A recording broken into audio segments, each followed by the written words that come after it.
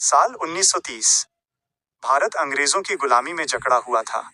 हर तरफ गुस्सा था, लेकिन उस गुस्से को दिशा देने के लिए एक नेता खड़ा हुआ, महात्मा गांधी। उन्होंने नमक कानून को तोड़ने के लिए दांडी यात्रा शुरू की। ये सिर्फ एक यात्रा नहीं थी, बल्कि पूरे देश में क्रांति की शुरुआत थी। लेकिन इस कहानी का एक ऐसा हिस्सा है जिसके बारे में बहुत कम लोग जानते हैं, और वो है उत्तराखंड के वीरों का योगदान।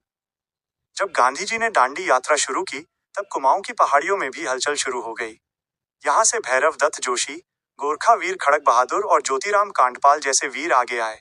खास बात यह थी कि ज्योतिराम कांडपाल ने अपनी अध्यापक की नौकरी तक छोड़ दी और सीधे साबरमती आश्रम पहुंचकर इस आंदोलन का हिस्सा बन गए। अब आंदोलन सिर्फ गुजरात तक सीमित नहीं रहा। गांधी जी के निर्देश पर सरोजिनी नायडू के नेतृत्व में गुजरात के धरासाणा में नमक सत्याग्रह शुरू हुआ। यहाँ एक दिलचस्प बात सामने आई।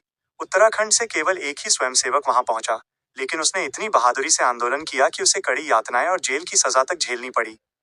गांधी जी समझ चुके थे कि अगर देश को आजाद करना है तो पहाड़ों तक भी इस आंदोलन को फैलाना होगा। इसलिए उन्होंने कुमाऊं में आश्रम स्थापित करने की बात कही। इसके बाद देवघाट में उद्योग मंदिर आश्रम की स्थापना हुई, जहां लोगों को स्वावलंबन सिखाया गया और चरखा कताई जैसे कार्य शुरू हुए। इसी प्रेरणा से शांतिलाल त्रिवेदी को भी पहाड़ों में भेजा गया। उनके प्रयासों से कौसानी के पास चनौंदा में गांधी आश्रम स्थापित हुआ, जो आगे चलकर 1942 के भारत छोड़ो आंदोलन का एक बड़ा केंद्र बना। आंदोलन तेजी पकड़ चुका था। 26 मई 1930 को विक्टर मोहन जोशी और शांतिलाल त्रिवेदी ने मिलकर अल्मोड़ा नगरपालिका में तिरंगा फहराया। ये अंग्रेजों के लिए एक खुली चुनौती थी।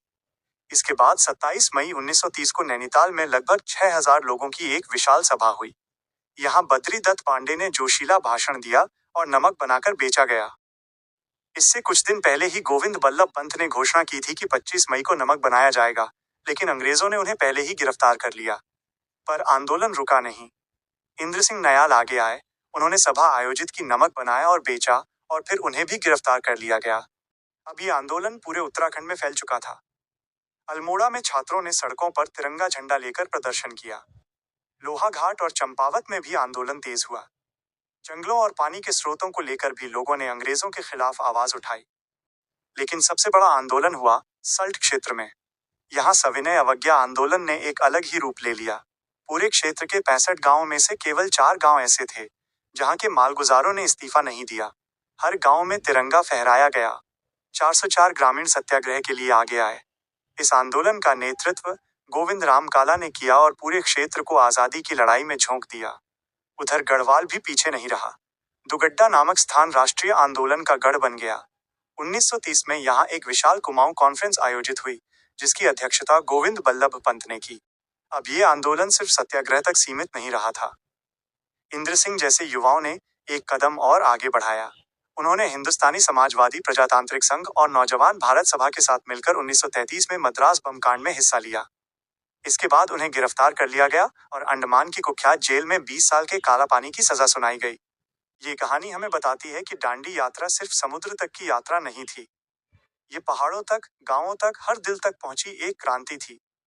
उत्तराखंड के इन वीरों ने यह साबित कर दिया कि आजादी की लड़ाई में कोई छोटा या बड़ा नहीं होता। जहां भी देशभक्ति होती है, वहीं से इतिहास लिखा जाता है। और इसी जुनून ने आखिरकार भारत को आजादी दिलाई। जय हिंद।